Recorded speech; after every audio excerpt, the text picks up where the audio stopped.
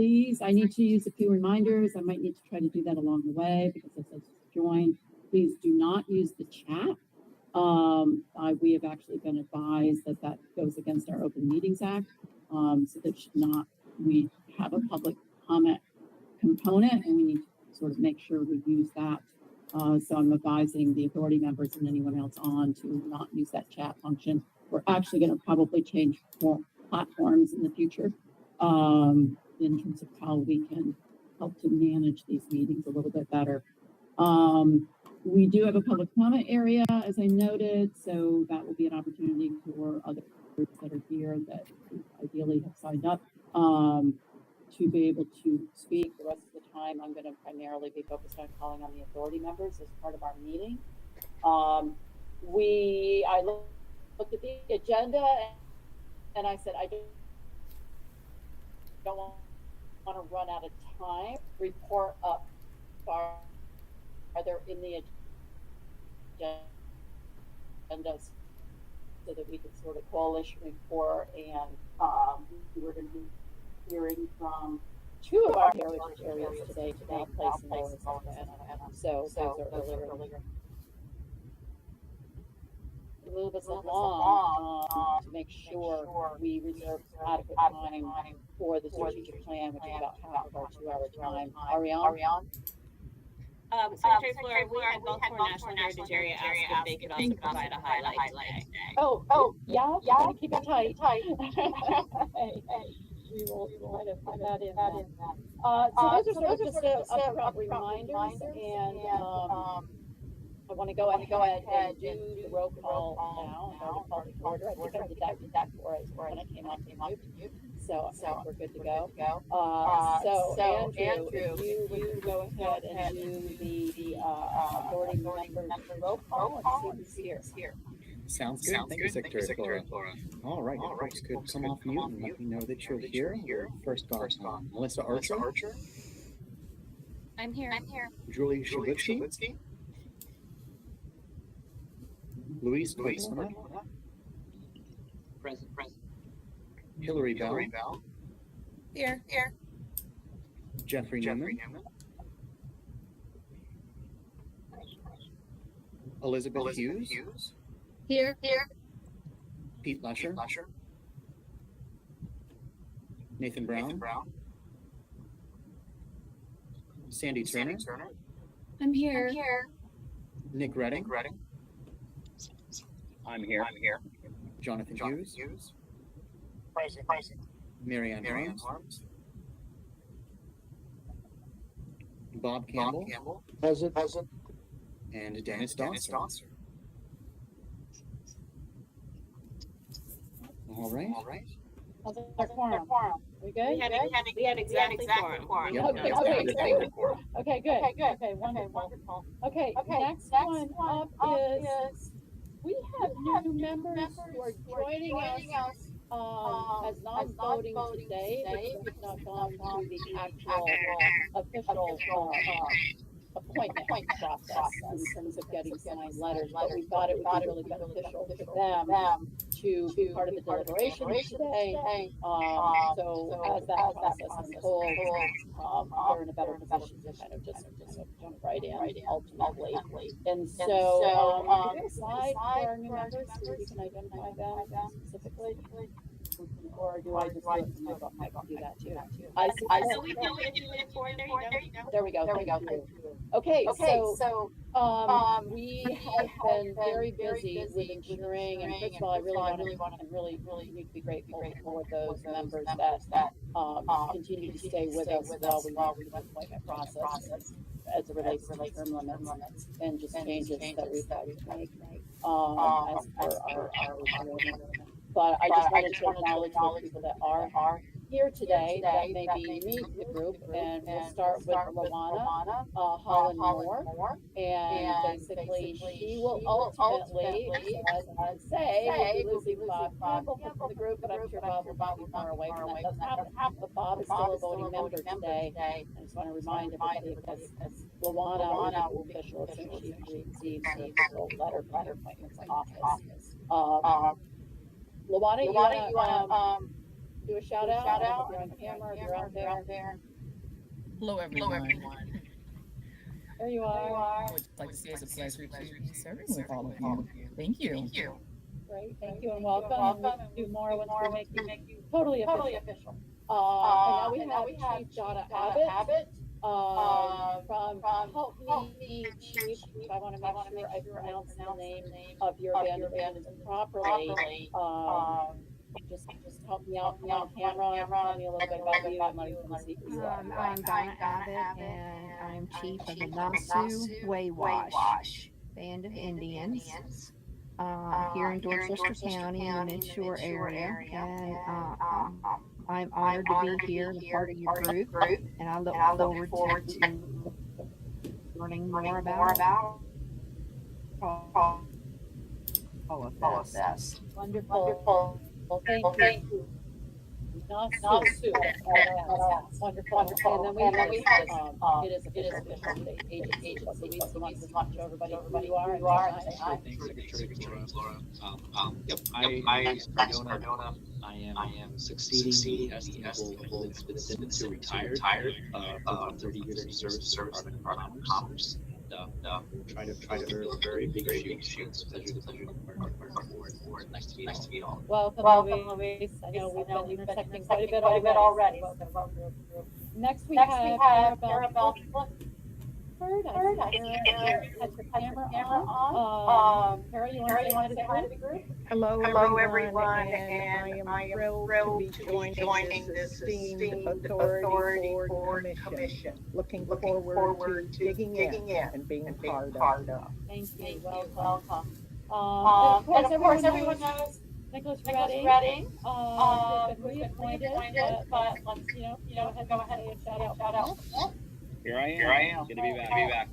Good to be continuing on. Great, thanks, Nick, service. And so Nick, because he was insisting and continuing on, does have a vote. so it's his status is up, basically. So I want to make that sure that's really clear here. So like Lewis, because he is replacing Liz as an agency position, and next he's continuing in here. Both have a vote, however, Luana, Chief Abbott, and Carol will not have a vote today. Please see their letters. I think I got that all right, Ariana. Okay, great. So welcome everyone, and we're going to part of our voting. So the next on our agenda is to approve the minutes of January 9th, 2025 meeting. We have some pretty long minutes on those that were moving, hopefully folks that were needing us to review. And before I ask for a motion on this, anyone out there have any comments or amendments to those minutes that they may have noticed? Not seeing any to the hand raised, that'll really help me manage who's out there and not flag anybody on my screen. So with that in mind, I'll make a motion to approve the minutes from the January 9th, 2025 meeting. Hand raised out there.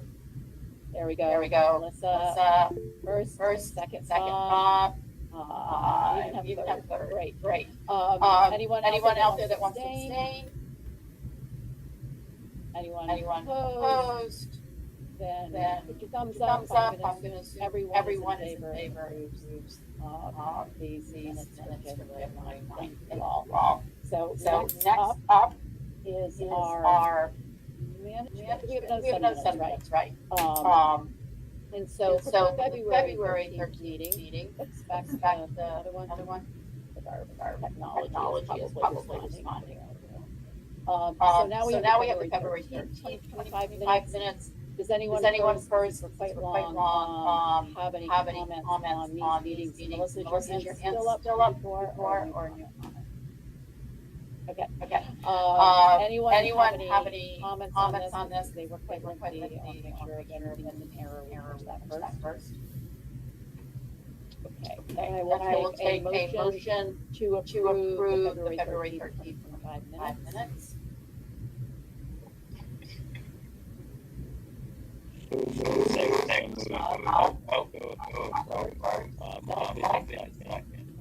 I think that comes after Nick, is that right? Very distinguishable voice. Anyone abstain? Anyone opposed? Okay, thumbs up. I think everyone out there, then I will presume is in favor. Thank you all. So next item on our agenda is in fact the management report, which Ariane will provide to us. So over to you, Ariane. Thank you. Great, thank you, Secretary Flora. In the interest of time, I'm not going to pull up the documents that were included in your briefing, but I will provide some highlights. Everyone had a chance to look over the finance income report and the grants fact sheet. For the financing fund, I'd like to report that there's $142,143.80 in the reserve fund currently. This is up by approximately 10,000 from the last meeting because we had some grants that closed under budget. As you all know, we do have a cap on the reserve fund of 100,000, and anything over that should go towards the next grant on the reserve list. The next grant on the reserve list is a $100,000 grant, so we will continue to let those funds accumulate until we hit that funding level. There is also $75,000 remaining in the emergency fund for fiscal year 2025. If those funds are not spent by the end of the fiscal year, then they will move over to the reserve fund as well. Any questions on the finance fund report?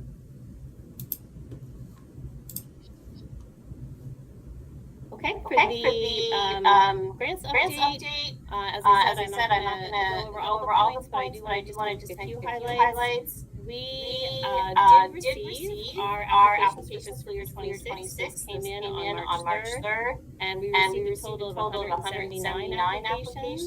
The total ask amount of all those applications was over $9.77 million. So we are in the process of conducting local and state reviews for the fiscal year 2026 grant round. And for the authority members, I wanted to just put a calendar reminder on your radar, and that is June 13th. You all will be receiving the prioritized list of funding recommendations for you to do your review before our July meeting. So June 13th through June 26th, when we'll be asking you to review the funding recommendations that are coming out of the grants review panel.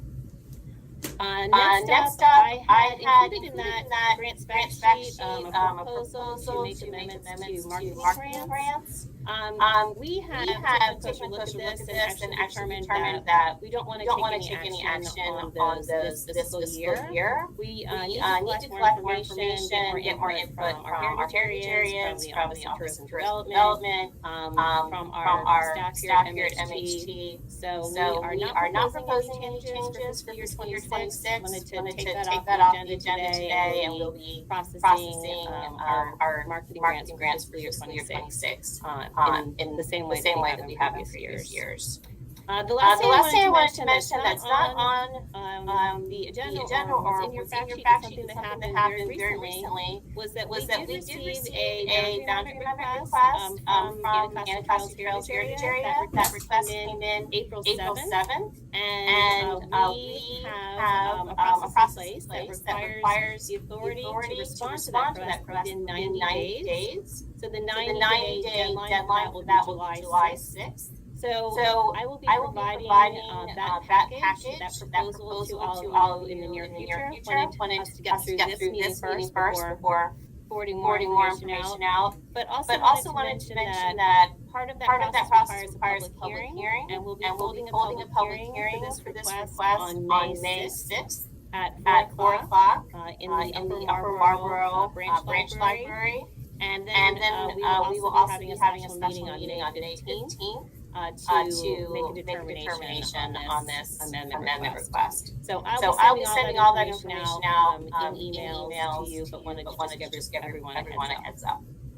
And that is the end of my report. Great. Thank you, Ariane. Does anyone have any questions for Ariane?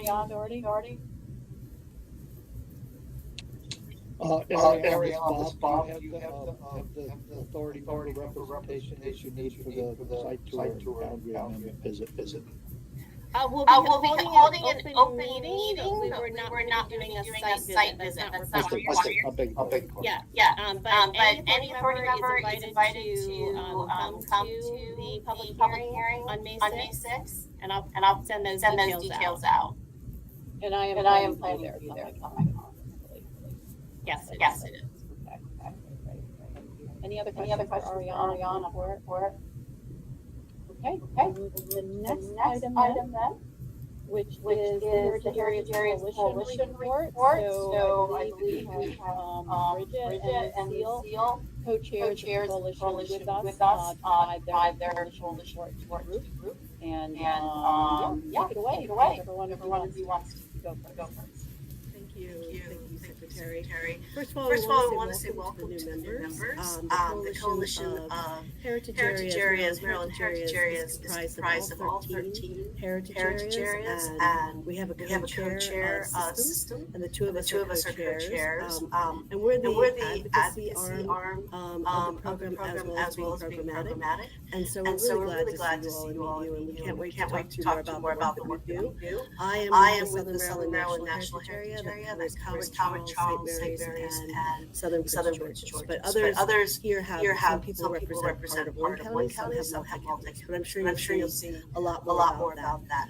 First thing, of course, is we have to address that we're very proud of that the legislation to increase down the road when it's appropriate, the funding for the Maryland Heritage Area program has gone through. We had tremendous support in the legislature. We had tremendous support across the state. We had supporters coming from all parts of our state. We had heritage areas. We had people from all parts of the state. We had people come to testify. The best part of legislation often is the partnership building and also raising the profile. We are much more known as programs statewide through this effort. It's been very exciting. So we are very pleased. We as the coalition again act as the advocacy arm. And so when we doubled the funds previously, the coalition led that charge as well. So we're very excited about this because one of the things we noted, and you'll see in the figures that you saw of the grant request, we have much more grant requests than we have funding for. And also we're part of the solution to some of the struggles that Maryland is facing right now. Not only financially, but emotionally in terms of trying to tell every story, trying to lift up all of the stories of Maryland. This is part of what this program does and does so well. And we were so thrilled also that the Miller administration we had such positive feedback from them regarding this, but also full funding for this program. Another part of our job every year it's put into we're funded through transfer tax for open space. It's put in as up to, not shall. So every year you have to defend that amount of funding to make sure we are up to, and currently we are up to 6 million.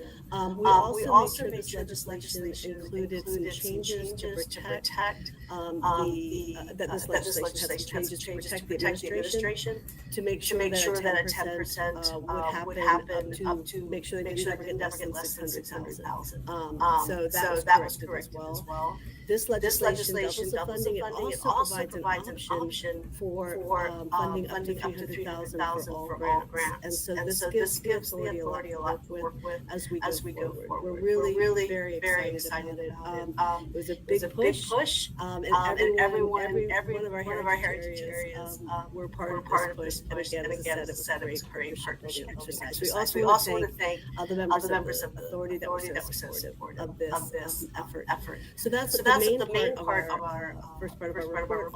Also the fact is that we continue to go to conferences, we continue to speak throughout the state, also nationally on our program, other states as well. We will be I know all over Maryland. Some of us that are also two of us are national, well, four of us technically, but two of us are a Maryland-based national heritage area as well. And so we're often speaking about this Maryland program in different parts of the country. Maryland is only one of two states with a state-based or active state-based heritage area programs. So we're very proud of Maryland because they not only get it, they get the heritage, but they also get the economic heritage. And that's one reason the governor's very clear understanding of our need to be economically stable in this state, that what we do has such a return on investment. It's tremendous. And so we're so glad that continues to be recognized. We will be attending MML, the Municipal League, NACO, the Association of Counties, all the major conferences in the region. Some of us are able to attend the National Park Service Gateways, different ones that the Park Service is doing. So our report generally this time is to let you know about the legislation, be available for questions, and we're here for you. We continue to be a little bit confused about the public comment section. We're not sure why it's where it is. I don't know how we'll comment about the strategic plan exactly, but we'll figure it out together, I guess. Bridget, did you have anything you wanted to add? Yes, I just want to say it was truly a team effort across the state. The legislation getting put through. Hundreds of people supported us. Showed up, wrote letters, did all the things like phone calls. There were many remarks from our elected officials saying, looking at our packet of written testimony, et cetera, going on, wow, you all really have the support. So we want to thank the authority for allowing us to operate like this, and also welcome the new members as well. We have so much great progress moving forward, and so many great projects and efforts to share with you, and we just really want you to be encouraged in your investment in this program. And we look forward to working with the authority on future changes, modifications to grants, et cetera, as we move forward with this potential increase down the road. So thank you. Yeah, we're very excited. We also I mean, with the strategic plan, the Secretary and administrators are very clear on the fact that we have a lot of questions, and we continue to have questions. So we're hoping that this legislation will help inform some of the choices that the strategic plan can utilize. So we look forward to hearing about that.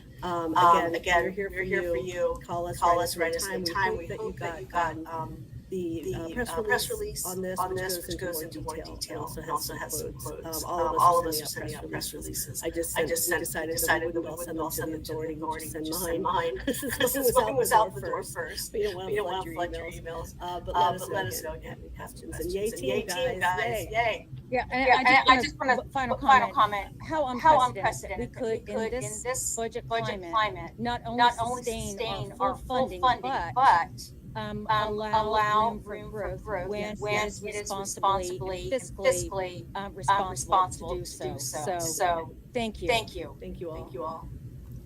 Right. Thank you for that. Congratulations, everyone. Wonderful. The next up is we're going to hear from three of our areas. And so what's going on in their area? Start with Dee Ritchie. Dee, I think I'm going to be out your way next week for ARC planning and roundtables and all kinds of things. So what's going on in your area? I told Dave Cotton to come see us while you're out here. Try to do my best. Very. Good afternoon, everyone. My name is Dee Ritchie. I'm the executive director for the Canal Place Preservation and Development Authority. We're a state entity located in Cumberland, Maryland. And we also have the Heritage Area Program, so Passage to Western Heritage Area. For those that don't know, we were the first state heritage area, the Canal Place Heritage Area. And we are the only heritage area that physically owns 11 acres of property. We have shops, we have a festival grounds. We're located at mile marker 0 of the Great Allegheny Passage, and at the end of the towpath. So all our money that we generate is from rents and grounds use fees. So we're pretty unique and pretty proud that we operate that way. I wanted Kim, who's our marketing manager, just to show you. We have beautiful cherry trees planted. We did that. It kind of looked like a mini VC to try to attract people out here, and they're beautiful right now. So I would like anytime you want to come out and visit to let me know, and I'd be happy to take you on a tour. With that being said, I just have two things to say. I wanted to give the staff and the authority an update on our two major projects. We've been working on a management plan update and boundary expansion for I'm not going to say how long. And it's been a long process. So we now have the completed plan. It's currently under review with my board of directors, and going to be working with Ariane to figure out the next steps. You know, we have a couple more things to do. So we're hoping to, I hope to get this approved July or sometime soon. The next slide, I think Kim's going to show you, is going to be, everybody's probably sick of hearing me talk about this, but our other bigger project is the River Park at Canal Place. I'm like so scared about that this. That project has been going on every time. 2017. It'll be the location of a river park in the North Branch of the Potomac River that's right behind Canal Place here in Cumberland. It's a $28 million project.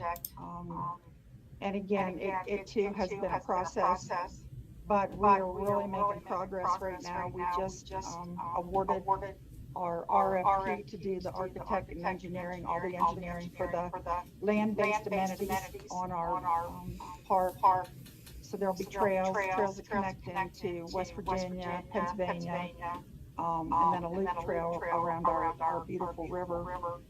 So parking and signage, so that is out to bid, and the completion date is supposed to be September. I say supposed to be September of 2025. On this picture, you probably can see a picture of a dam. That has to be removed, which is another process. We're working with the Army Corps of Engineers to remove that dam. So part of that process is to do sediment testing above and below the dam. That RFP is also out, and the award date is going to be April 18th. So once that sediment testing is completed, then we'll be able to move forward to try to get this dam removed. So this, like I said, it's a $28 million project. We have partners everywhere, the state, the county, the city of Cumberland, and it's going to be a huge economic impact on Allegheny County and the region. That in this last picture, and Secretary Flores, she's been out here several times. This is our beautiful new historic city center, which Heritage Area money was involved in that. It was a pedestrian mall, but they have now put a one-way street up through that, but they're able to block the street off in case they want to do festivals or anything. But a lot of ARC money, a lot of state money, and very close to Canal Place. So great projects up here. Thank you.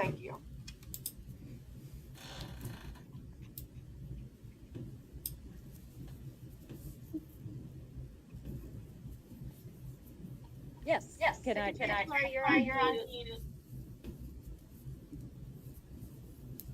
Sorry, being careful. I just wanted to congratulate Edie and all the folks in Cumberland because the Baltimore Street project won our Sustainable Growth Awards that I presented last week with the governor. And so we did a great video on it, and it's really a phenomenal project. So that's very, very exciting. And that will be holding the annual ARC conference in Maryland, 13 states this year. And that will be in your area also. So lots to look forward to. Thank you. Okay, to keep us moving, unfortunately that is my job. So Lower Susquehanna Heritage Area, Bridget, what do you have going there? Yeah, so Lower Susquehanna Heritage Greenway here, we represent Cecil and Harford counties. I would like to thank the Heritage Areas Authority again for continuing to support our program. The program was created to encourage community revitalization and partnership with local, state, private, and federal partners, as Dee Dee just did a great job explaining. Heritage directors work year-round to cultivate and maintain these partnerships. And here is just one of the many examples of how those partnerships benefit the community and the state and return a significant and often immeasurable return on investment. Our partner, Vulcan Materials, is a $35 billion international company. They not only granted us trail easement and development to support a 1.1 mile trail around their Havre de Grace mining operation to fulfill our mission of a 38-mile regional trail system, they recently asked us to create a video showcasing our partnership. And this was a top-tier production. Drones, actors, changing of clothes, and they allowed us to be fully involved in the video development. They also gave us full use of the end products. They are now using this video in their national promotions. Roll the video. My name is Bridget Carty. I'm the Executive Director for the Lower Susquehanna Heritage Greenway. So in 1992, a group of visionaries developed this concept of what if we could walk between the Conewago Dam and the Chesapeake Bay on both sides of the Susquehanna River. This visionary group developed this concept and then it developed further in partnership with the state to also Yeah, certainly if we're not able to get the sound to work, we will send it out to everyone afterwards. I understand. You know, we practice. And Let me try one more time. Sure. My name is Bridget Carty. I'm the Executive Director for the Lower Susquehanna Heritage. I love that. So in 1992, a group of visionaries developed this concept of what if we could walk. It's also on our website as well. It's so glad the director that changed clothes, become one of the actors. Like it was a movie set from Hollywood. Honestly. Sorry that we put volume to work, but we will make sure that we send the link out to all the board members. Please watch it. It's just a couple of minutes, but it really does showcase our partnership and how this incredible corporation helps just doing local projects and how invested they are. We're really close partners. That is great. Thank you for sharing that. Oh, no worries, Martha. If you want to switch to the next page, I do have one more thing. Great. Yeah. So River Sweep. So this year on April 26th, the LSHG will host its 25th annual regional shoreline cleanup called River Sweep in honor of Earth Day. And over the past 24 years, thousands of volunteers have gathered along the Susquehanna River in Upper Bay in Cecil and Harford counties and have removed more than 131 tons of debris from our shorelines and waterways. We'll also be celebrating our 25th year as a certified heritage area, and just want to note that the majority of heritage areas have been certified for 20 plus years. And we just want to say thanks again to the authority for supporting this incredibly important work. Great, thank you. Yeah, we were up in Cecil County for a cabinet meeting a month ago, and thanks to your wonderful tour when we were up your way for Havre de Grace, I was like, I feel like I know this area. So it's really great. Wonderful. Thank you. Okay, next up we have Shantae with the Baltimore National Heritage Area. Shantae, take it away. Good afternoon, everyone, and thank you so much for your time. One of the things that I wanted to give an update on is MHAA, being a national heritage area, was deeply affected by the federal government's continuing resolutions 1 and 2. So we, as of this point, money is not hit the account, but we were awarded 53% less than what we got last year. This is a huge impact for us because the difference is what we use to help our partners have match for the MHAA grants if they are awarded by MHAA. So it will have an impact.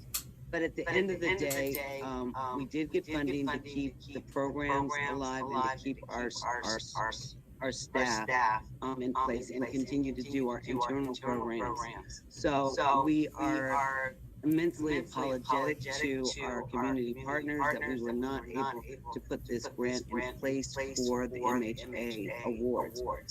Our goal is that we will be awarded by the end of September at the close of the fiscal year under the continuing resolution number 2, and then we will have those funds available for next year. So, like I said, we are deeply apologetic, but it was beyond our control. So I just wanted to give everybody an update about where we were federally, which leads me into how important the MHA funding is, because what each heritage area gets for operations is a huge benefit. If we did not have that, I think that, I don't know about the rest of them, but I would just say that BNHA would have to close its doors and wait until all of this is figured out. So we are immensely grateful to MHA for their awarding of the operation grants when it comes time. So what I want to update you on is programs. We keep your eye out for a press release. We will be unveiling a sign on Lexington and Howard that commemorates the Reed Street sit-in from Morgan and the core group that happened prior to the Greensboro sit-in. So keep your eye out for that. I will send the announcement to MHA so that we plan to have a large contingency of city officials out to recognize that commemoration. The second thing I'd like to mention is that we were able to get the city of Baltimore DOT to give us a highway sign that says Baltimore National Heritage Area, southbound 83 on the Baltimore City right of way, and it will also be northbound 295 on the Baltimore City right of way. So keep your eyes open for when those signs are installed. I have not, just because of funding and press and everything, I'm not sure whether we'll be able to do a big event around that, but it's a big deal because as the summer starts, people will know that they are in a national heritage area as well as a state heritage area. And then the last thing that I wanted to bring to everyone's attention, we produced 2 films that I am looking to take out of archives, and those would be the Obscure Legacy, which is the civil rights film that we did that recognizes the people that were involved in the civil rights movement and getting the what am I saying? Can't remember. The Civil Rights Act authorized and put into effect. Yeah, the last thing is our Black Maryland military. Now, why I bring these things up, and this is my ending point. I'm bringing these things up because right now, I feel that African American history is being under attack. I don't have a great deal of power because we are a we're federally funded to do a lot of PR around these films. So what I'm asking is the heritage area, anyone that wants to have these films, wants to run them, wants to see them, we are willing to give them to you. We can put them on YouTube as well. But what we want to do is we want to bring recognition to African Americans from Maryland and in Baltimore that had significant standing and created our history that is now being erased from the National Park Service or whitewashed from the National Park Service. So I can't do anything about that, but what I can do is I can present Baltimore, and I would expect that you would want to present the state of Maryland and the people that came from Maryland that contributed to our history. And I'll close on that. So thank you very much. If you have any questions, you can go through Ariane or you can email me directly. Thank you. Thanks, Shante, and thanks for all you're doing. these are really difficult times, so appreciate the work you're doing to try to, I'm really glad you reminded us all about the impact the federal, decision making is, having across the board everywhere. It's, yeah, it's really challenging. So, good luck to you, and we're obviously here for you as you move through that. So keep me posted, anything that we can do to help support you, let us know. Okay, thank you. And thank you, Secretary Laura. Yeah, I like to show up when I can, so thank you. Okay, well, thank you. I know there's a lot of great work going on the ground. I get, notices, and I just really want to be everywhere, and I'd love to be there when I can. So thank you for all the work on the ground to all of you. So the next item is the chairperson report. That's me. I'm going to keep it fairly short. The 2025 legislative update, really, I mean, Lucille provided a good overview of the particular piece that the coalition was involved in. I think there's really not much more to say about that. I would say just generally, I was at the first set of bill signings Tuesday of this week. There are several bill signings that will continue through into May, I think. And so all of these bills that come through the General Assembly still have to be signed by the governor. And still, even though we hit sine die day on Monday, some of that work continues in terms of before things are official. They still have to be signed by the governor. So just want to make that reminder to folks. Part of that is also, everything that has come through in terms of the budget. We're taking some hits. And in terms of some of our Maryland Historic Trust programs, we're taking hits. We are yet to hear what the hits will be with the Maryland Department of Planning. But there has been basically part of the budget that there will be a reduction in pins and budget reductions. And so we're waiting to hear what our analysis will be for the Maryland Department of Planning regarding that. I know we've seen already some in the supplemental budget, final budgets that were actually approved. And that process goes on, because there's also an opportunity, depending on what happens at the federal level, always the potential of we're monitoring the impact of the federal decision making on Maryland, and how that's impacting across multiple agencies. And we're continuing to monitor that, because obviously that has huge impacts on the state budget also, and everything that we're trying to do to close the structural deficit in the state budget. So I think from a legislative standpoint, we're still monitoring everything coming through, and the bill signings that are happening, and the final interpretation of some of the budgets and everything. And I'm sort of saying that as secretary, because there's just a lot of activity that's still going on. I don't think there's really much more I can add there. So what we'll probably be able to provide a little bit more of a summary in May at the special meeting that we're holding in May, because I feel like we'll be in a better place of sort of seeing where all the dust settles on this by that May special meeting. The other thing I wanted to report on is pretty straightforward. Also, we did have a executive committee meeting on March 20th. That was to really provide the opportunity for the executive committee to do kind of a preview of the draft strategic plan, to get some additional comments, thoughts as to where that was at. Basically, as a result of that meeting, we felt that it was important to proceed with updates and amendments and finalizing the draft for review by the entire Heritage Area Authority. But also, as a follow-up to that, it became evident we're not ready for a vote today. We really need to take a two-step process, where today will be about ensuring that everyone has fully reviewed and heard everything, and then we've already scheduled, I think we did, Ariana scheduled a special meeting already, right? And that's where I'll be asking for a vote, based on any amendments or anything that may be proposed coming out of today's meeting. And so that was a lot of the discussion on the 20th that led me as chair to make the decision that I would not be asking for a vote today on the strategic.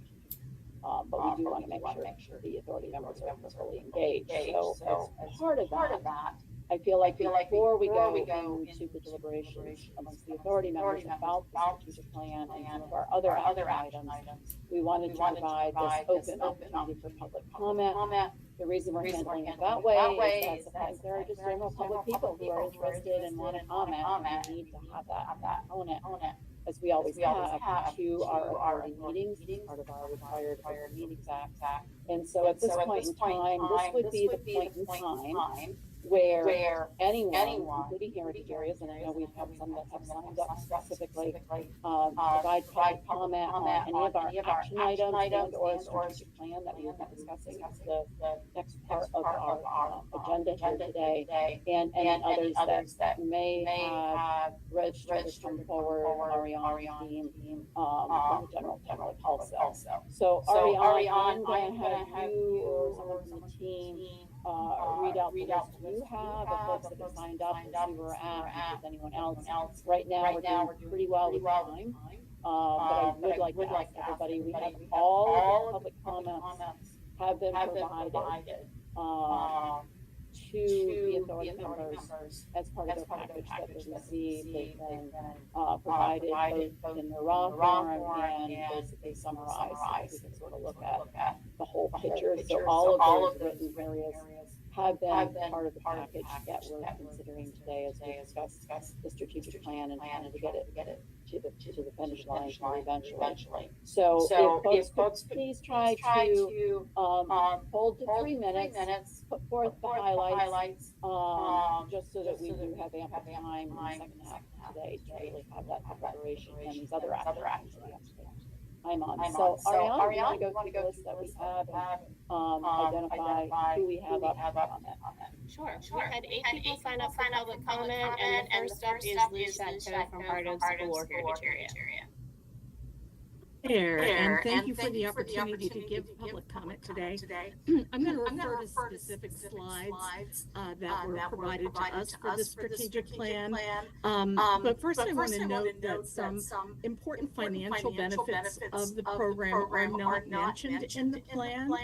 I know this is because they're little used and they're not primary. They don't need a lot of real estate in the plan, but loans and tax credits should be noted, including the role of the MHAA team to facilitate those benefits. We shouldn't underestimate the power of the availability of these benefits. And just because they aren't often claimed doesn't mean they don't make a difference to our partners. Moving on to the slides. Slide 4 is one place where that summary of activities seems a bit cursory, but given that the focus here is on primary activities, I'm not going to quibble a lot on that. On slide 5, I think the organizational chart needs some adjustment. First, if I understand correctly, the planning secretary or her designee, if the MHAA chairmanship has been given to someone else, isn't acting in the planning secretary capacity when chairing MHAA. And so because MHAA is independent and in the executive branch, the MHAA chair has that similar direct access to the governor. So a line should go directly from the authority to the governor. And it also appears to me that, looking at the chart, that MHT has a hierarchical authority over the MHAA program, and in my estimation, that isn't quite right. So I'd like that to be looked at. And lastly, grantees appear here, and while they may be the group that links directly to both certified heritage areas and the MHAA team, there are others also, so I think this might be a little too limiting. On slide 6, under the column for certified heritage areas, there's a reference to, quote, participation in local review process. This is too vague. The intention may be specific to the local grant review process, but that's not made clear. There are other types of local review we carry out, sometimes in relation to section 106, for example. Also in this section, the word fellow just doesn't sit well with me. I think the word other could be substituted, or the bullet could be rephrased to reference associates or colleagues or collegial relationships. And I'll let you look at that when you get a chance to examine the slide. Slide 8, the coordinating team met twice early on, and I think that most heritage area directors didn't fully understand the function of this group and may even have forgotten it existed. To me, calling out the team composition here implies an overarching role of greater significance than I witnessed. Slide 16, the bullet that reads investigate additional funding opportunities to increase professional development and special initiatives for heritage areas is a bit different from what I understood. I thought that MHAA was going to engage in securing other sources of funding that then might actually go to benefit heritage areas. And as it reads now, it seems to imply just investigating options for heritage areas to pursue. So I think the intent of this bullet needs to be made more clear. Slide 18, the bullet says track and share program impacts publicly and regularly. I think that's insufficient. We need something that says study and analyze impact to maintain current and valid data. Tracking is not the same thing. For slide 20 in the glossary, my first note is to relate that the MHAA definition is that the chairmanship, I want to note that it may be designated by the Secretary of Planning to somebody else, and it doesn't, the founding documents don't specify that it has to stay within planning. But my bigger concern is the definition of Maryland Heritage Area Coalitions. We are described as an informal ad hoc committee that is made up of representatives from the management entities of the certified heritage areas that advocate for state funding for the program and the individual needs of heritage areas. The coalition is not incorporated, but neither is it informal. It's not ad hoc, it's not a committee. I think it might be more correct to say we're an alliance. I would also like to point out that our purpose is greater than advocacy for program funding and individual heritage area needs. I think this needs to be expanded. We're concerned about the overall program, including public awareness, reputation, relevance, impact, responsiveness to changing trends, markets, and demographics. Our collective role should not be diminished to funding and specific individual heritage area needs. And then I want to back up to slides 13 and 14. Describing guiding principles and defining diversity, equity, inclusion, and access within the Maryland Heritage Areas program.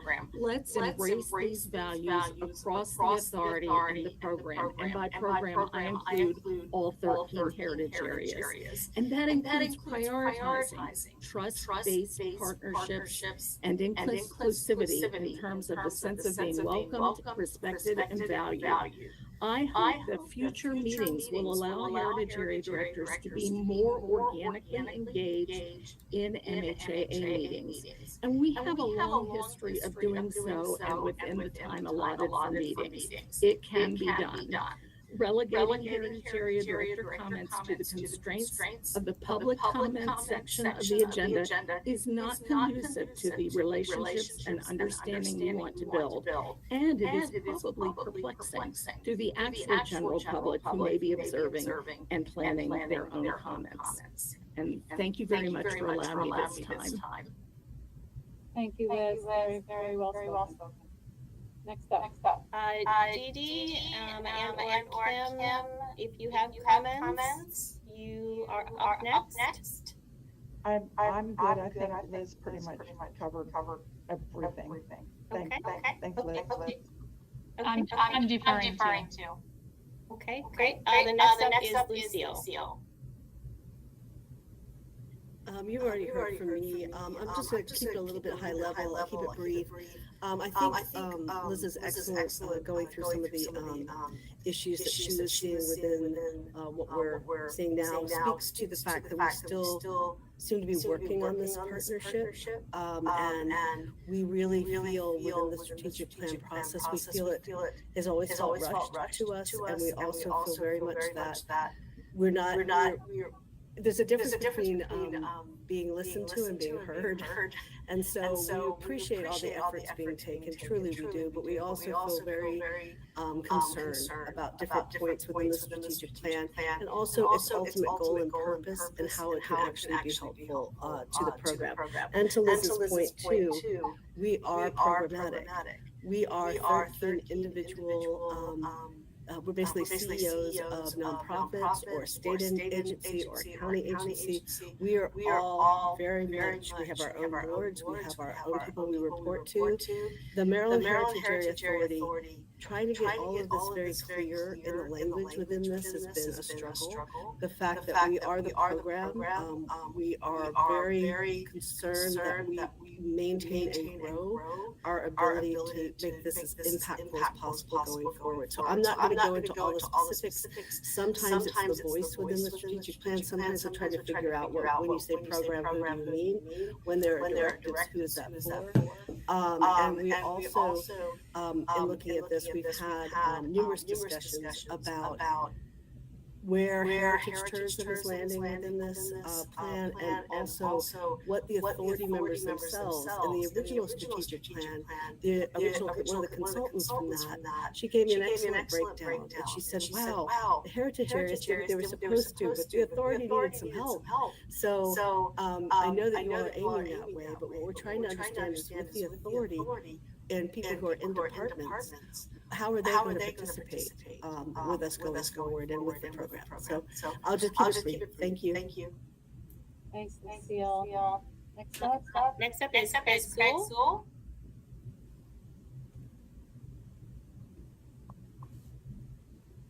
Craig, if you're with us, we can't hear you. You might be on mute. He's my interim chair of my board, and he's been working a lot with the Amish, so he may be actually right now out of range. It's possible. He may jump in later, I don't know. Okay, then why don't we move on to Brandon Rosario? Sure. I think both Lucille and Liz have pretty much covered just about everything very well. I will just say that, you know, as somebody who is not a director, but works for a heritage area, the Southern Maryland National Heritage Area, I see these things that the directors are talking about. You know, when we have these coalition meetings and the directors are relegated to being the public, and we have to sign up to even get the invite to some of these meetings, it creates almost a strange system where questions go unanswered sometimes because the right person who one of the directors isn't on the meeting because they didn't specifically request to be on it rather than being invited from the get-go. So I'll just echo the point that I think that more partnership needs to be a major priority as we move forward. Thank you. Thank you, Brandon. Moving on to Lisa Challenger, the Beach to Bay Heritage Area. Yeah, I don't really have anything else. I would really agree with Liz on page 20. I know that the section on the definition of Heritage Coalition, it's pretty short compared to the others, so maybe there is a little room for some additional definition there, but I don't have anything else. Thank you. Great. Thank you, Lisa. Next up is Bridget Carty with Lower Susquehanna Heritage Area. Yes, thank you. And I just want to put an exclamation point on all the previous comments. And as I mentioned before, that a majority of the heritage areas have been certified for 20+ years. So we together, the authority and the heritage areas, we have the benefit of having this long-term knowledge. And there's a reason that we were able to, you know, have a successful campaign with you know, getting our bill through, and not even the end result, but like I said, the volume of support that we received throughout. But my second point is that I truly appreciate the opportunity to share the highlights from the heritage area during MHAA's quarterly meetings like I was able to today. Thank you. However, with the limited time and number of presentations allowed, it can be challenging to fully convey the depth and impact of the work being done across the state. there are only, I think, five heritage areas at the most that are able to represent. We're all limited to 3 minutes. I hope there'll be opportunities for more meaningful interaction between the Heritage Areas Authority and the individual heritage areas. This would allow the authority to see more of those valuable outcomes your support is making possible. And it will deepen the connection between MHAA and the outstanding projects happening on the ground across our great state. Thank you. Okay, thank you, Bridget. Last up for public comment is Meg Bacco from Anacostia Trails Heritage Area. Good afternoon. Thank you. My name is Megan Bacco. My pronouns are they, them, and I have the honor of being the executive director of the Heritage Area in Prince George's County. And so for the new directors, again, pleasure to meet you and looking forward to working with you. And that was the Heritage Area that was mentioned at the beginning about the countywide boundary expansion. And I just wanted to say thank you to Ariana for providing all the guidance that she has to that. It's a major initiative, and we're really looking forward to reducing barriers to our program here in Prince George's County. And then I just have two other short points. One is I fear I might be responsible for the definition of the coalition. I work on the coalition website, and I might be working on an outdated version of how we define ourselves. May need to be updated. So we will do that. And perhaps if possible, we can provide an updated definition and more information that can be added to the strategic plan. So I wanted to make sure to say something about that. I think that came from us, and we can work on that. And then lastly, I mean, I think this fits in talking about the background that all these heritage areas, of which I'm the newest.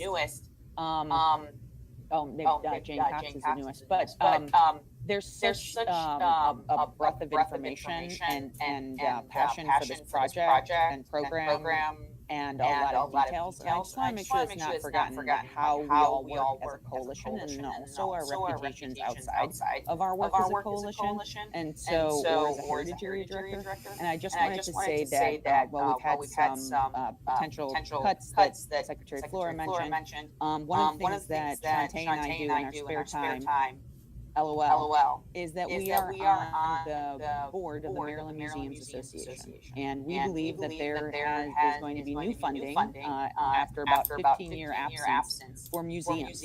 And that could not have been accomplished without Maryland Museums Association and the efforts that many of my heritage area colleagues, along with museum colleagues, all put in for that. So in many ways, we keep an eye on so many different aspects of how our organization run, and it is from multiple sources, and they're all equally important because we are so interdisciplinary in each of our heritage areas. So I just wanted to end on a positive that we're really a powerhouse, both as heritage areas and the passion that we all hold for this program. So thank you for the opportunity for letting me share those notes this afternoon. Thanks, Megan. Appreciate it.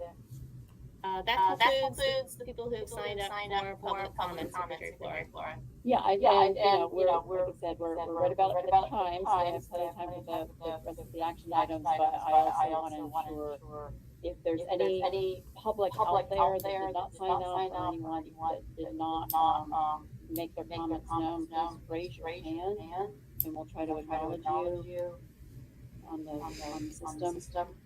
Can I just add one quick thing? It's just a side note I forgot to mention.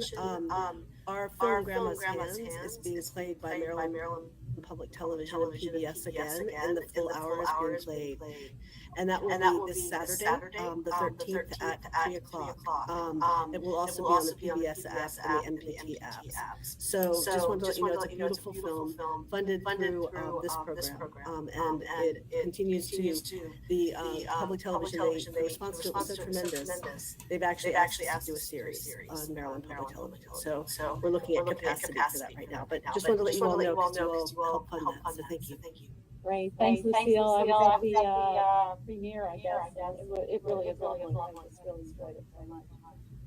Okay, then we are going to move into the next item, which are some action items that. Secretary Flora, I have a Yeah, question. sorry. Yeah, no, I feel like maybe in the agenda moving forward, it would be valuable if there's going to be public comment, just like there is in a hearing or something like that, commissioners or authority members have the opportunity to either ask questions of the public. I think it's more helpful to be a two-way street. Okay, I'm just trying to manage the meeting, Nick, so Nick, I will tell you, this is Rian. That's not required under law, so it's an option, but it's not required. Oh, I know it's not required under law. I wasn't suggesting that there was a law. I'm just saying it would be helpful. Yeah. Thanks, I appreciate that comment. Moving on to the action items that we do need to take care of today. If we could bring up the first one, Hannah, Wildlife Society, Ariane, who is going to present that? Yeah, Martha is going to present. Oh, Martha, So, okay. hi, good afternoon, everyone. Program staff are bringing 3 MHAA project grant amendments to the authority for consideration at today's meeting. Each of these amendment requests alter the original scope of work previously approved for funding by the authority, which is why they are present at this meeting. Andrew and I are going to introduce each amendment for your consideration, and I also want to point out that we're joined by representatives from each of the grantee organizations who are available to answer questions you may have after the amendment has been introduced. So on these slides, you'll see that we've outlined the original scope of work, the amendment request, and a paraphrased justification for the request. And this information was also shared with you in the briefing documents sent prior to the meeting. The first 2 amendment requests, which I will introduce, are from the Susquehannock Wildlife Society and Working Out Wonders Foundation, respectively. And they're proposing a shift from a capital to a non-capital project. And they have their own justification for these requests. I just want to provide context that the authority has approved a similar request in the past from the Monocacy National Battlefield Foundation in October of 2020, when they amended their project scope originally intended for construction of a boat launch and landing facility to interpretive signage at that site. So with that context in mind, the Susquehannock Wildlife Society, who is a recipient of an FY24 capital grant that was awarded to fund a generator, a propane tank, and create a parking lot at their site, is requesting to convert those grant funds to a non-capital grant that would help complete the second phase of their exhibition work, which the first phase was previously funded by a previous expended and closed out MHAA grant. You'll see in the justification that the Wildlife Society still intends to proceed with this project, but has determined that completing the exhibit is a higher priority so that they can open to the public. I'd love to turn it over to the authority to discuss, and also want to mention that John Garrison, who's the conservation director, and possibly Scott McDaniel, who's the president, are online with us and can answer questions you may have. Great, thanks, Martha. And if the 2 folks from the Wildlife Society want to just kind of turn on the camera, say hi, any high-level things that we need to know before we deliberate and take action. Hi, this is Scott McDaniel. Can you hear me okay? Yes.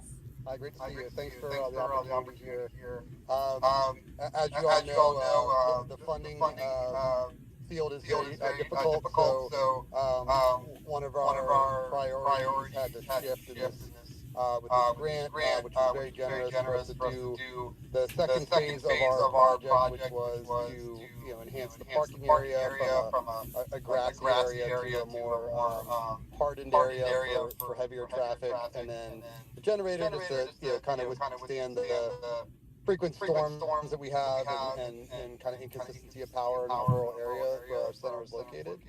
But before that could happen, before we could really get visitation out to our facilities, we really have to finish the educational content and kind of the core of the center, which is its educational messaging through our exhibits, live animal exhibits, aquariums, all the things that we're building inside for the public to enjoy in the classrooms and those pieces. So as funding went on, we were raising money for our match. And it turned out that all the match we were able to obtain was going towards the exhibit. It was hard to get double the match to get, the outside work, the parking lot and the generator funded at this time. We will be continuing to work on that. Potentially any remaining funds would potentially go towards that, which we would, obviously acknowledge and reach out to you all about. But, once again, as was stated earlier, this is kind of phase 2 of the other grant that we closed out with you all that got these exhibits started. This is to finish them, and they're really quite excellent what we've put out and planned and have been working on. So we're very excited to have this as another resource for the state of Maryland in our heritage area. Great, thanks, Scott. So I want to open up to the authority members now.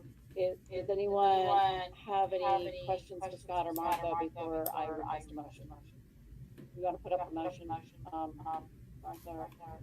Go to the next slide. Anyone have any questions before I request a motion on this? See any hands? I am going to ask for a motion to approve them.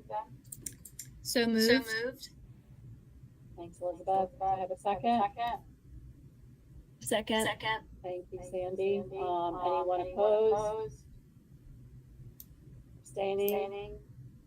Motion passes. Thumbs up, everybody. Thank you. Great. Thanks for being with us, Scott. Elizabeth. Sorry, I thought you were calling for the vote. Oh, I did. Right. Are we good? Yeah. I ruled out. No abstentions. No opposed. Everybody's in favor. The rest of the members. Okay, I was so anyways, Scott, thank you. Can't wait to see your project out there. So that motion passes. Thank you. So next one up. Thank you. Have a great day. Thank you. Thanks for all your work. Okay, thanks, Scott. Thank you, Authority. So the next amendment scope change in front of you is from the Working Out Wonders Foundation. They're a recipient of a FY24 capital grant for the Carroll Farmhouse and Cemetery Preservation Project, Phase 2, and the amount of the grant was $90,000. The original scope was to rehabilitate the farmhouse, as you'll see here on the slide, and Reverend Dr. Ruby Thomas is on the call with us in addition to her colleague, who's a structural architect, Lisa Holmes, and they can talk about maybe some of the intense challenges that they have run into when it's come to rehabilitating this historic property. I think many of you are aware of some of those challenges, and ultimately the restoration has become an unattainable cost to Ruby's foundation, which is a small family-run foundation.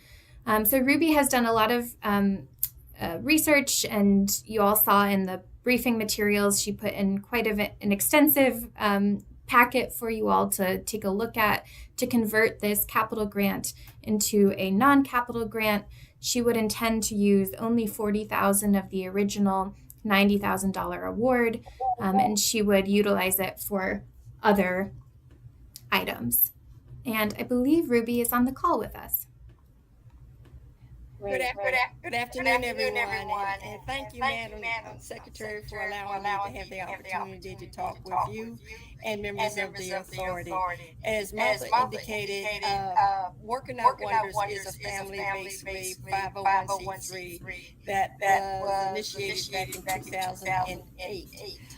Even before there was a WOW, there was a Ruby Thomas. And in my early 30s, I was out telling the story.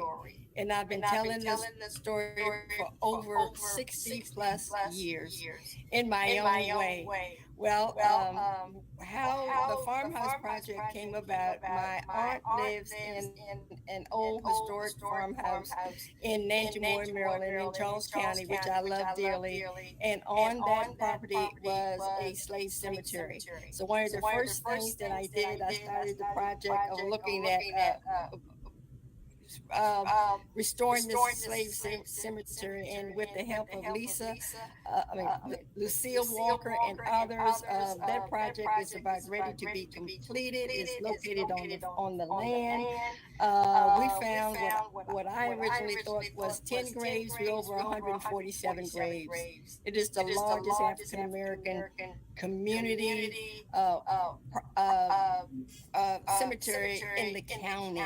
And we spent a lot of work clearing the land, putting the markers in, having a survey done, working with Esther. We are just about to finish that project, and we're going to have a dedication program on that site at the end of this year. The piece that is so hard is to try to get the farmhouse into the condition where it could be restored and used as a museum. Unfortunately, with the things that have come about, getting permits, county regulations, state regulations, county codes, county permits, we have gone around Robin Hood's bond trying to figure out a way, and we can't. So what we have to do is take a lemon and make lemonade out of it. So that lemonade is the story will continue to be told. I years ago went into the school system, went to different places and told the story. So that's what we're going to do. We're going to take the story, put it on the road. We're going to mothball the farmhouse and use that money now because it is needed right now, because we are not sure of how long it would take to even restore the farmhouse based upon current funding, the current administration, and etc. So we want to take and parlay that money into 5 different components. The first component is let's make it virtual. Just put it out there. Everybody goes virtual. If you had the opportunity to go out on the websites, you will see Ruby Thomas all over the place, telling the stories in every location I can tell. Put it in magazines, and we've been in Charles County Heritage magazine. Put it in the news. I've had 4 news reporters to come out and give me tremendous stories about the farmhouse, Nanjamoy, rural areas, stories to be told. Let's put the literature out there, and one of the other things I had indicated was let's build a little replica of the farmhouse, and let's put that where the gravesite is, so when people do come to the gravesite, which is already out there on websites, let them see what the farmhouse would have looked like. In summary, I want to take what can be done and do it now, instantly, and not wait until 5 or 10 or 20 years down the road for folks to come in and to visit the farmhouse. So that's my story in a nutshell, dear Secretary. And I'm still on the road, and I'm going to still be doing what Ruby Thomas loves to do, is to tell a story. I'm a reenactor. There's different ways to. I travel up and down the coast in period clothing. I've been as far as Washington State, and again, telling the story. So Reverend Thomas, clearly you are a great storyteller, and I really appreciate all that you're doing. More than ever, we cannot lose those stories. No. And so really appreciate that, and I want to just thank you. Thank you for the funding that you all have given. I got another project that you funded. I'm also writing the story of the African American movement of religion in the western region of the Charles County, and a lot of things I just funded myself. But your funding definitely has helped me tremendously in getting out and tell the story, and people are interested. They care. Great. Well, we're happy to be the conduit for getting state money out there to great projects like yours. Thank you. So with that, I want to just see if any of the authority members have any questions for Martha or Reverend Thomas before I ask for a motion. Okay. What I'd like to go ahead and ask for a motion to approve as provided in front of us here today. This is Nick. Thank you. Motion. Second. Anyone? Come on, folks. Second. Thank you. Anyone opposed? abstaining, and I'm gonna look for thumbs up. Motion approved. Thank you very much, Reverend Thomas. I'm gonna keep our meeting moving, but I hope to visit you someday. Thank you. Yes, please. You'll be out for this year when we dedicate the cemetery. That would be lovely. Thank I'm gonna you. make sure it's on your calendar and everybody's calendar. Okay. Thank you so much, and God bless you all. You have a great day. Okay, next up is our Annapolis Maritime Museum. Martha, are you doing this one? Actually, I'm going to be jumping in here. This is our this one. Okay, let us. What do we have? Yeah, so this is our third and final grant amendment for today, and this is for a fiscal year 24 non-capital grant coming from the Annapolis Maritime Museum. It was originally awarded for $47,500, and it was aimed at creating a master planning document for the Annapolis Maritime Museum.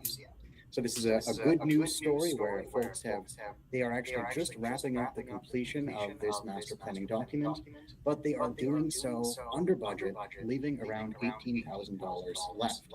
And they're coming to us today to discuss using that remaining $18,000 to start with the implementation of the plan that we helped support via this grant. So these funds would be going towards two items within their sort of early stages of implementation for this master plan. That's going to be doing a lot of landscaping work, things like bed delineation and grading for drainage, as well as the procurement of materials that would go towards more sort of capital focused work later down the line. This is really in line with things that we funded and amendments that we've approved in the past. But the reason we're bringing it to the authority is because these two items do technically fall within the capital area. And this is originally a non-capital grant, but it is a minority of the funds being put towards capital expenditure. So we're not looking at actually changing the category of grant as with the two previous projects. But to that end, I will go ahead and mention that we have three people coming in from the Annapolis Maritime Museum. We've got the president of the museum, Alice Estrada. We've got the vice president of development, Kelly Starhub. And we have got the grant and development director, Ainsley Condon, all on the call to answer any questions the authority might have about this amendment. Great, thank you, Andrew. So, Alice, I think I'll turn it to you. We are getting a little short on time, so if you want to highlight anything more that we'll be aware of before we move to vote on this item. Well, first and foremost, I have to thank MHAA for being an amazing partner to the Annapolis Maritime Museum over so many years. You have certainly been supportive and responsible for much of our growth and success. So yes, this is a good news story. As Andrew mentioned, we did come up with a plan that made both our properties, we have two, a park and a museum campus, feel seamless. And we would like to execute a small portion of that. And the first step, there's many more steps to the implementation, is to do some land planning and landscaping and getting that sorted out first and foremost. It is going to create, again, a seamless experience between both campuses, and it is some plant material and design, but not the design work, the installation. Great, thank you. Wonderful facility. I've been there. So I think what I'll do is ask if any of the authority members have any questions for Alice or any of her team members that are here, or Andrew.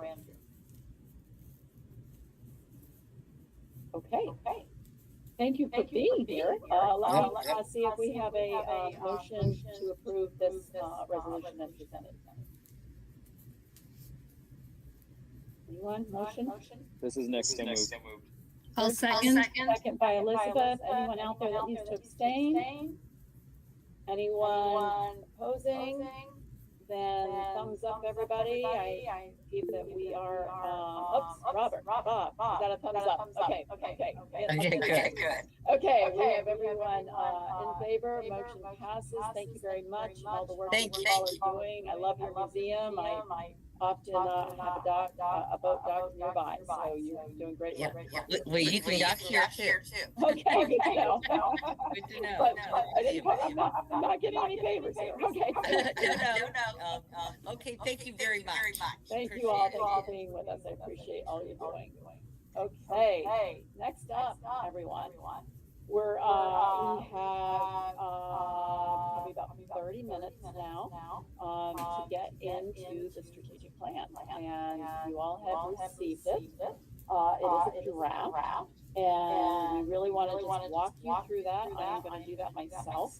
You received all of the comments that have come in through the course of the project. You have also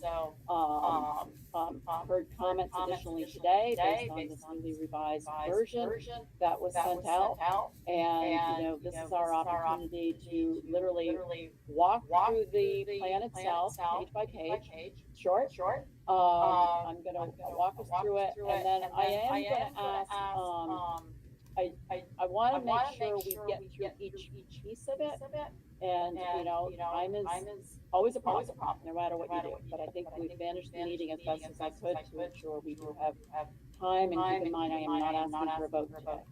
And so I think the other thing is that we have to really focus on the plan itself, the strategic plan, not the implementation plan. That's another time. So only what we're actually going to be presenting here today, I'm going to walk you through. I want to make sure that the authority members have the opportunity to put forth any comments, and then I'm going to manage time so that I ask for a round robin. I'm going to call on all the authority members to provide any closing thoughts on where are they at in terms of the plan.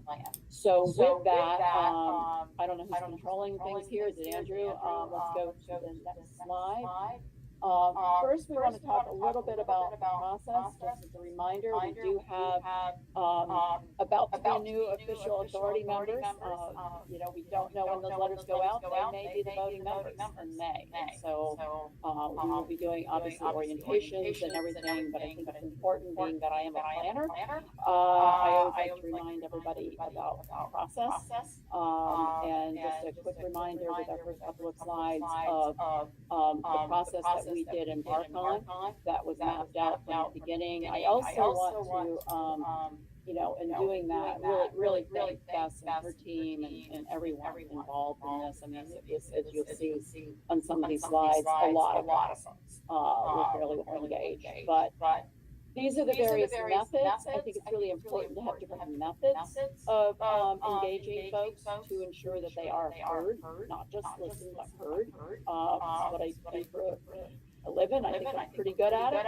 And the process was to ensure that not everybody is comfortable speaking up in a meeting. And so it's really important that different methods are applied in terms of how we can ensure people are heard in the process. As you can see, we're nearly coming up on a year-long process that really was kicked off with some additional framing and whatnot back on May 8th. I'm not going to go through item by item, but it's morely just a reminder, particularly for any of the new members that are here today, of the steps along the way that we're undertaking through over basically the course of almost the last year.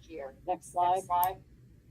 The other thing that became apparent in one of our last, the in-person one in Chestertown, but it was really important, and this is something I asked for, was let's make sure we're all using the same definition of how we think of the core components of a strategic plan, and what they each mean and what they're about. And these are the core areas that are in the strategic plan we're putting forth as the strategic plan for the authority. The first being vision, big picture, ultimate good societal impact, working toward together to achieve. Often visions are sort of big and audacious, forward thinking, versus the purpose of what is our primary role in that in terms of the program. I know that there's debate about what is the program.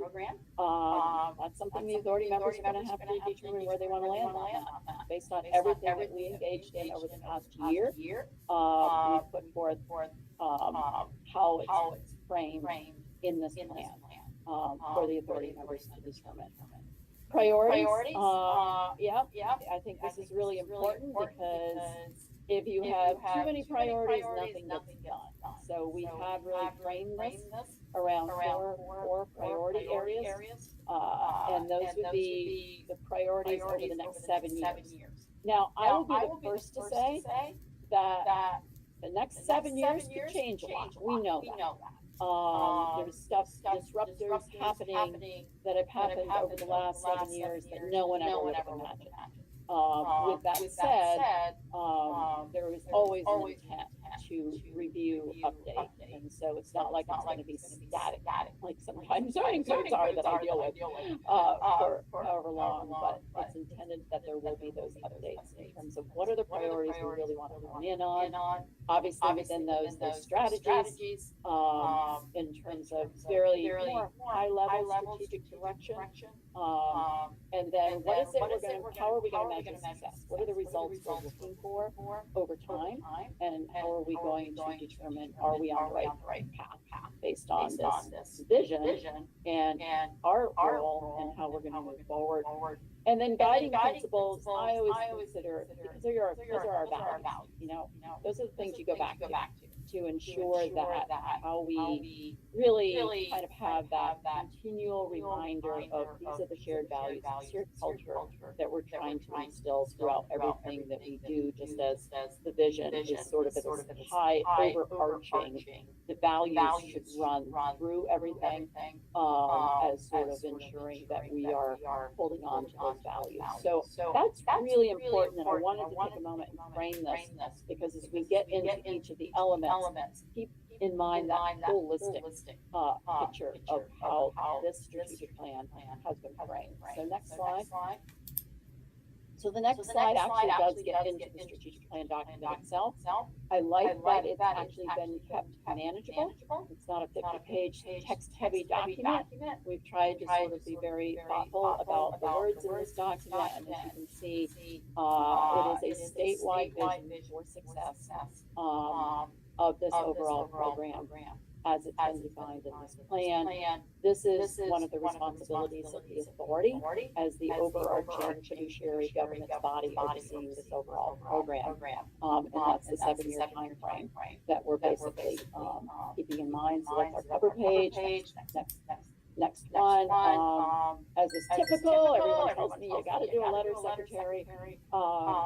As I think about the heritage areas and my visits to all of the areas, plus all the work I do with the staff and the grants, programs, and all the aspects of everything that must be managed as part of this.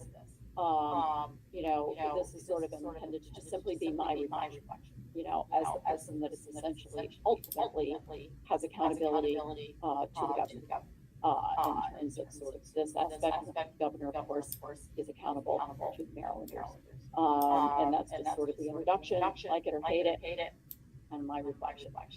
Next slide. So executive summary, we all know what those are, but this is intended to really encapsulate. This is the, as we used to say, what's the elevator speech? How do you encapsulate everything that's in here? And what it is we're trying to really portray. One of the things I don't want to get into today is wordsmithing specifically. I really want to make sure that if there are really big things that the authority members, holistically are really giving pause to, that those are the things that we zone in on. If some of those come up later and they will affect a particular aspect to how the executive summary might need to be adapted to reflect something that's really of concern to the authority members, we'll obviously go back and reflect that in this summary piece. So I'm going to skip on this one now also, with that in mind, and get to the next slide, which is defining the program. And this is something that we've heard from the, jury directors, coalition members, but we've also heard from some of our grantees. I didn't even plan that in any way, but it's sort of, this holistic view of what is fully encompassed within this program and how the state funding is used towards it. And trying to really summarize that as a succinct summary of what this is. We're now getting into the meat of this, and so what I'd like to do is, there's never enough time. But if any of the authority members, keep in mind what's a word-specific item versus, wow, there's something in here that I am really uncomfortable with. I like to think of it as a consent agenda. What am I absolutely uncomfortable with versus what could I live with? Because there's never going to be perfect out there. And I really want to focus in on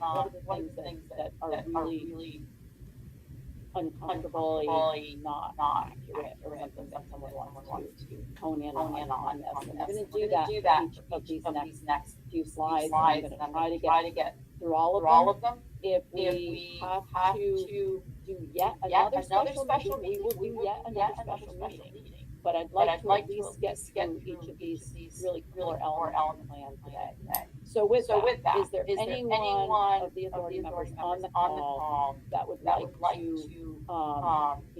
raise their hand about something here that really gives you concern?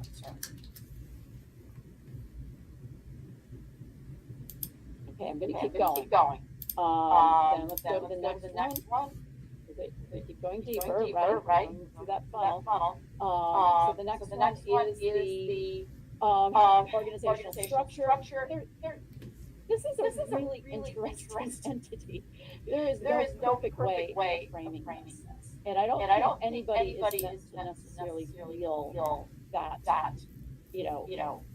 the governor is the executive branch. He's the head of the executive branch.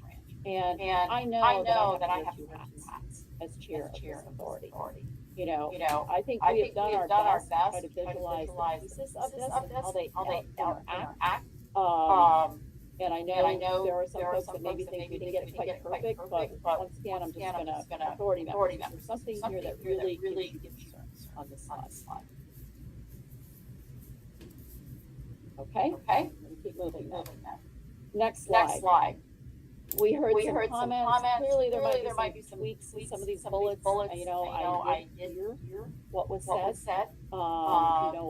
In terms of, I think I heard around certified heritage areas, fellow, not a problem. We'll figure that out. I think there's a couple things in there that we can certainly take what we heard today, which supported, and pick up on some of that stuff. I think what we try to do is frame the different components. We have the authority, we have the trust, that is part of MVP as an agency, and that the trust itself has programs that it operates that benefit the heritage areas in their way. And we felt that was something that we really needed to highlight. We have the program staff that ensures that everything runs well and does review and make sure that we are being responsible and responding to all of the ethics and everything else, regulations in terms of how this overall program is run. And then of course we have our partners on the ground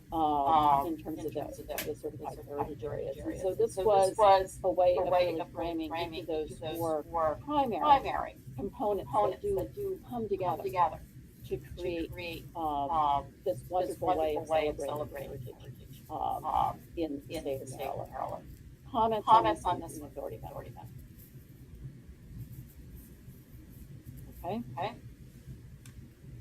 Next one.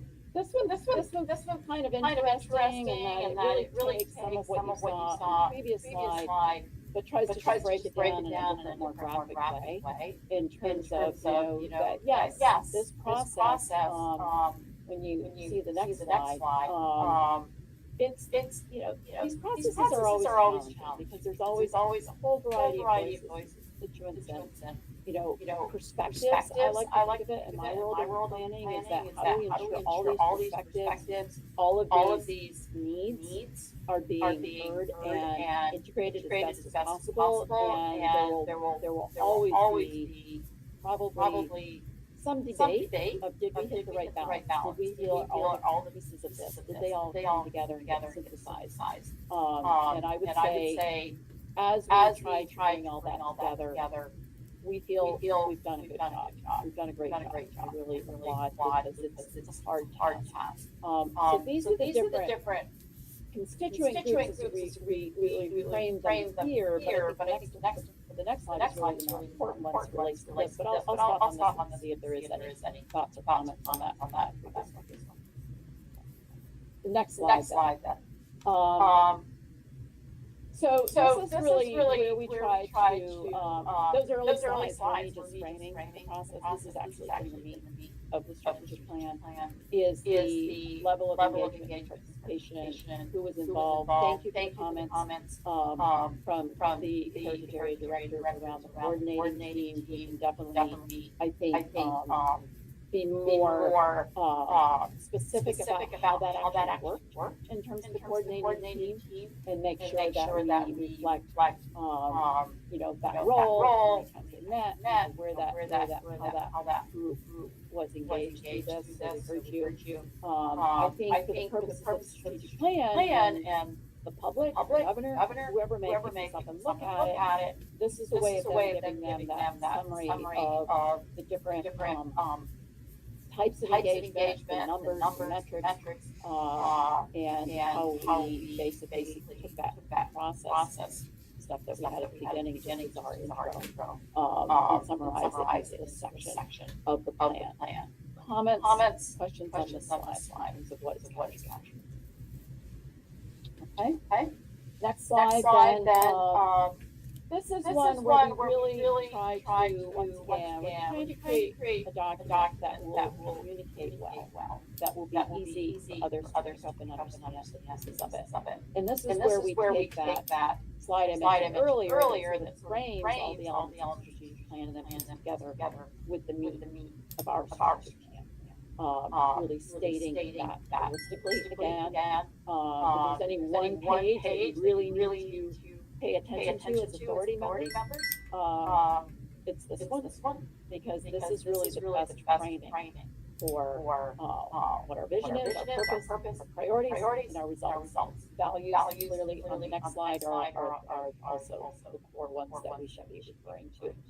So we are going to get into each priority, and that has the results associated with that. So I'd ask everybody has comments on that specifically, maybe hold them as we go into each of those slides. But at this stage, in all of the renditions and comments we've received so far, does anyone have any compelling comment on the vision or the purpose? This would be the time to bring that up. Okay, then let's go into the values, because this is the slide where we are, you know, most specifically focused in on those core areas that are those areas that we really want to ensure that these principles are transcending across everything. And these are the 6 that came out of the process to really try to reflect that as much as possible. It's hard to really bring that down, but that was part of the synthesis work, and this is where we've ended up in terms of those 6 areas and how they will continue to be those themes that guide overall holistically. Any comments, questions on these? Okay, we're going to go to the next one, which now more than ever I am proud to see. You know, nothing's ever perfect when we try to address these very, very important issues, but I am proud to see that we are not afraid to put this in our strategic plan at this point in time.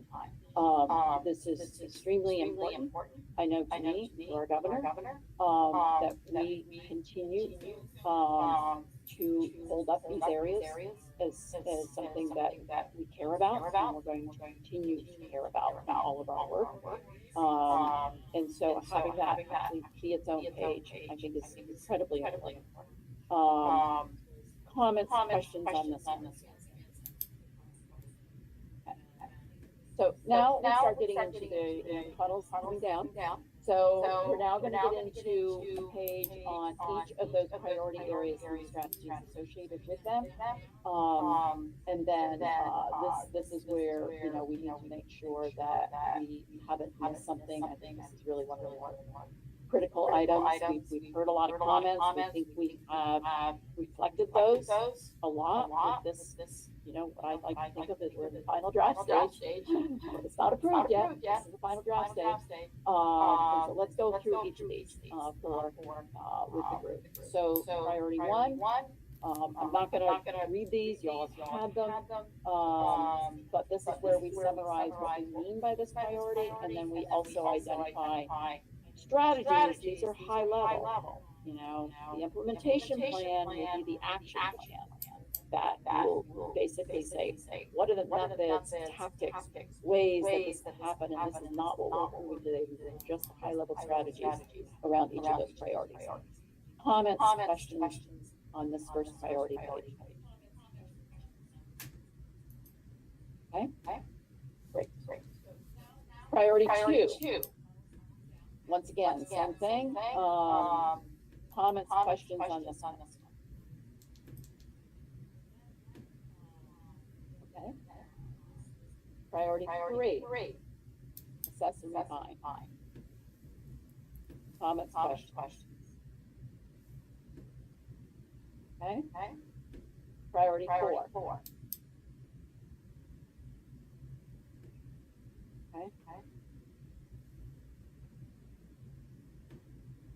Okay, so this is another summary of way to really frame everything again, so that holistically we can really look at what's all as our guidance and direction. Can you go to the next slide?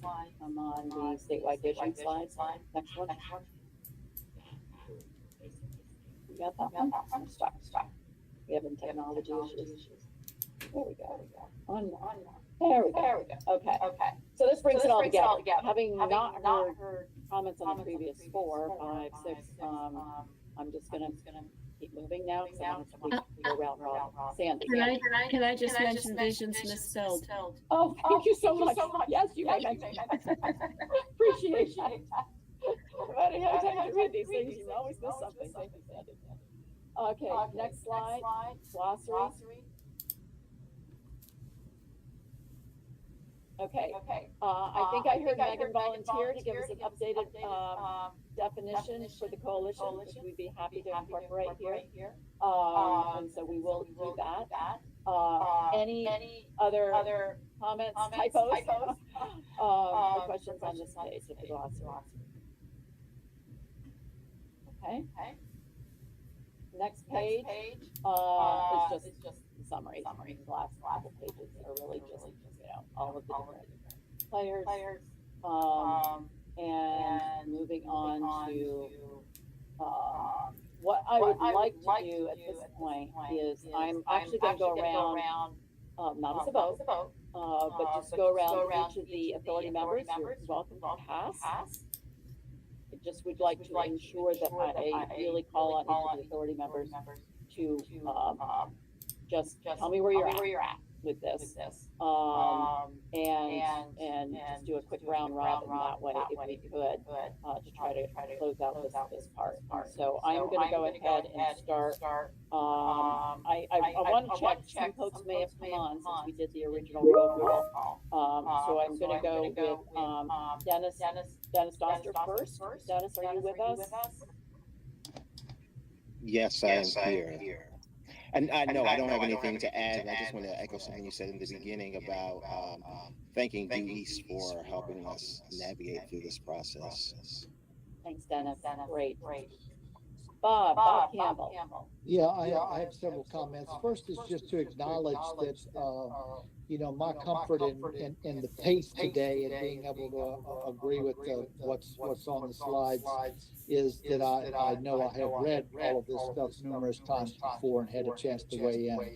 As a process, when slides come up that quickly and we're asked to review them, it's essentially not possible for any of us to reach full concurrence and verification with what's thrown up in front of us. So that's always going to be tricky for us in trying to take the steps of concurrence. And I feel like that has been a bit of a challenge. While we've invested a whole year, there certainly are moments like right now where the question is called, and it's called quickly based on something that has passed in front of my eyes quickly. I always find that challenging.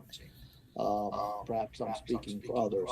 There are two things that I'm left to wonder about. I agree with the priorities and the strategies that we fashioned here, and in an ideal world, we will be able to attend to all of these priorities and strategies in any given year where funds might be more constrained one year than the next.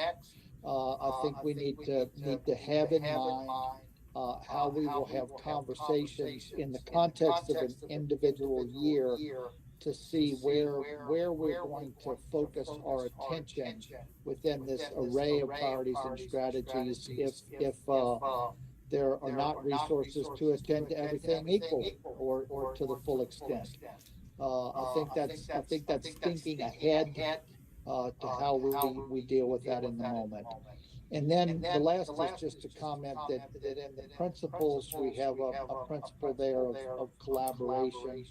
And since we have heard in our public comment period some observance about not often having a chance to be fully heard, we need to be attentive to that. Keep that in the front of our mind as we're structuring meetings and opportunities for collaboration amongst the authority members and our partners that we're making the best possible opportunity for that to happen. Great. Thank you, Bob. Thank you, ma'am. I just appreciate that. I was of the assumption everybody really read this before we came into the meeting, so I wasn't aware that the case might be sort of with that assumption. So, I agree with you that you can assume that. I don't agree with you that it's always the case. Okay. But I appreciate the extra time that you've allocated to this process step today. Thank you very much. Thank you. Mary Ann Harms, did you join us by any chance? No. Okay. Then I'm going to go to Jonathan Hughes. Are you with us, Jonathan? No. Anyone know? Out there? I'll circle back. Yes. Keep us moving. Nick, ready. Nick still with us? Maybe not. Okay. I'll keep going. Sandy. I want to start by just saying how much I appreciate it. It must have been very time consuming to do, but putting all of the comments from everybody from the sessions together and sharing them with us. Because I read the draft a couple of times and then I read those. And there were so many thoughtful comments by so many people who have been involved in this for a long time that I felt like then when I read the plan again afterwards, I was looking at it through a different lens. So it was really valuable to hear all those comments. Great job. Thank you. Thanks, Sandy. And I really appreciate you taking the time to read all the comments as I did also, because there were a lot. And so I appreciate it. I don't think Nathan Brown was with us earlier. Did Nathan join? No. Pete Lesher, I know Pete may have had a conflict today. He did send in, and hopefully you all have that as part of your package, was at most all of the meetings and did send in a letter with his comments. So I will be moving to who I think is next on Elizabeth Hughes. Sure, I'll just reiterate what some others have said in terms of how much I appreciate the performance of Due East on working on this. I mean, they had a large volume of information to try to distill down to recommendations, and I felt like they did a really good job. The only thing I'd like to sort of look at again is the org chart. I know we really struggled in trying to feel as though does this kind of infographic describe the relationship between the entities. So based on Elizabeth's comments, I want to look at it again and think, is there any way to make it more clear? Because it is really helpful to have an org chart to show the relationships between the various partners in the program. So I'd like to take a look at that again, considering what she had to say, but that's the only thing that strikes me. Thanks, Elizabeth. Appreciate it. Hillary Bell. Hi. Yeah, I have no other comments. Okay, great. Thank you. Louise, kind of joining in towards the tail end of this process, but any questions or comments? No questions. I'll just comment how grateful I am to see the folks that put this strategic plan together made an emphasis to really celebrate diversity, equity, and inclusion. My background, I went to school to be an American history professor, so it's a personal value of mine to ensure that our history is told completely in an era where people are shrinking away from that or sometimes distorting it. I really appreciate the emphasis. It made me proud to live in the state that we live in and to be part of this government to see where that is continuing to be emphasized. So just kudos to everybody who made a point of keeping that in there with such vigor. Really appreciate that feedback. Thanks, Louise. Let me see. I think, did Julie join? Anyone know? I don't think she's on. Okay. And then we have Melissa. I'm sorry. Yeah, thanks. I'm here. My only comment, I went back and reviewed the previous plan that I think was implemented in 2010. And this isn't a judgment, that plan was just very different. And so it was interesting to go back and look at it. And there are aspects of, this plan, the structure of it is completely different. It's I find it easy to digest. And so I want to commend Due East for the way they synthesized all this information and put it into these kind of chart formats. For me, it's much easier to read, and I don't have anything that I disagree with. When I read it, I'm nodding along, and it seems to conform to the discussions and the group conversations that I was a part of. So I'm really happy with it. And I think the real key will be what's next, the whole implementation plan and the actual strategies that we develop. And we haven't really talked a lot about that, like what comes next and how we're going to delve into that process. And so if there's time today to kind of talk about that, what comes next, I would like to hear it. Yeah, well, you really teed that up for us. Thanks, Melissa. You're the last one on my list. I think I've got everybody and those that are listening in that are soon to be official authority members.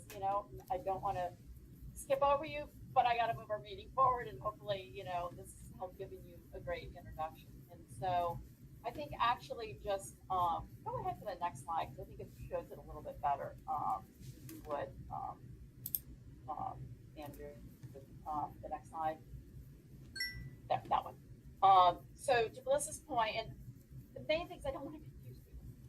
What you just went through that you have more time to finish digesting, that I will be asking for a vote for, with any of the changes that we make coming out of today that are only based on comments we've received. We will highlight, when we send you the final to be voted on, Ariane will highlight where any particular items may have changed from this version to that version. I don't think there'll be many, but there will be a few. That's what we'll vote on, that item. After we hopefully have a vote of approval, there will be the next step in this overall process, which is, and you all are involved with other organizations, which is really action. Call it what you might: implementation plan, action plan, work plan. To Bob's earlier point, that's the thing that almost has to get updated every year, because we have to deal with fiscal budgeting every year and understanding, how are things changing out there in the world. But that does get down to the tactics. So we will do an implementation plan based on what we know now of what the tactics and the specific, ways in which we will begin to move forward with implementing aspects of these strategies that are put forth in the strategic plan. And the steps in that will be taking some of what we've already gathered, that Due East will basically organize, frame for us, along with giving us a proposed template for that, so that once we, after May, we can begin to put these pieces of it together. The intent, I've run nonprofits a lot in my past, and a lot of this is very staff driven. This is staff that's going to be closest to what funds, what resources, what's out there for us to begin to start implementing. And so that will start coming together. The staff will be in coordination with the executive committee. Some of those things will be perhaps something that executive committee is going to be charged with deciding how much of this do we bring forward, how much of it is just simply an internal staff tactics. There will be parts of this, but we're not going to go through another whole year-long strategic planning process. We've got to go through something to be able to prepare the next fiscal year budget, which will be fiscal year 26 or 27. We're already going to be in the process of preparing, which is why we really want to move this along so we can get to that next step and make sure that it gets integrated in the fiscal year 27 budget, which my team is already going to be starting to put together, quite frankly, by June at the latest. So, Bob, you have your hand up on this one. Yes, Rebecca, thank you for the clarifications about this. In spite of my best efforts to follow this process all the way through, I have at times been confused about whether or not we were trying to get all the way into the implementation, the full tactical level. So I understand better now that that's work that lies in front of us. I also would acknowledge that to my ear, it sounds to me like a lot of the comments that we've heard from some of the individual heritage areas in the coalition have been responding to at that tactical level, where there's the chance for the individuality of the heritage areas to be more fully responded to, incorporated in the approaches that can be taken there. So I think this is important work that looms in front of us. So thank you for the clarifications today. Thanks, Bob. Appreciate that. And so, to Melissa's question, yes, there is the beginnings of a roadmap. Yes, it will follow approval of the strategic plan, and yes, it must actually get put in place if we want to be able to think about how does that influence the fiscal year 27 budget and things that we essentially bring together. So that will be this part 2 after approval in May. We are at 3:00 past, so I can go to that final slide, closing items, and hopefully that gives some clarity to everyone. But we usually do have an opportunity for any of the members that are still with us. I know we're at time of any. This is why I wanted the coalition and the heritage areas to go first, so that we wouldn't be at this point and they still had yet before. But any member announcements that you'd like the others to know. If there's something coming up, always feel free to send it to Ariane and the team, and they would be happy to post it and push things out there. I don't believe we have any other new business. I think the final slide is just a reminder. We will have the May 15th meeting. We will have, I believe, Ariane, a couple of additional action items. We'll know a little bit more where everything landed as it relates to legislation, but our main focus will be to try to bring closure and bring the strategic plan to a vote. And so with that, I would like to ask for a motion to adjourn the meeting. So moved. Thank you, Bob. Anyone else? Second?